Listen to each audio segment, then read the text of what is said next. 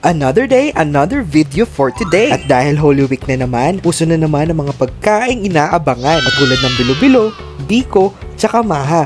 Na tamang-tama, gagawin nila mama at ni Ate Lisel. At dahil wala kami budget pang gala, eto, at magluluto na lang kami dito sa bahay at magsasalo-salo. Ang maganda dito, parehas silang hindi sanay magluto ng mga ganitong putahe. Pero sa mga ulam, naku, maaasahan mo tong mga to. At alam niyo ba guys, nanood pa sila ng video sa Facebook, yung video ni Abby, kung paano gumawa ng maha blanca. At ayun na nga, sinimulan na nila ang kanilang mission. At muna na nga nilang nilagay ang gata. Sumunod na dito ang condensed milk na talaga namang isa sa main ingredient ng paggawa ng maha. At after nilang mailagay ang condensed milk, ay sinunod na nila agad ang cheese. I love cheese, and you can never go wrong with cheese. Ang sabi. After nga yan, ay prepare na nila ang ingredients sa paggawa ng bilo-bilo. At kakatapos lang din nilang magbilog-bilog nitong glutinous flour or yung malagkit powder. At hiniwa na din nila itong mga kamote.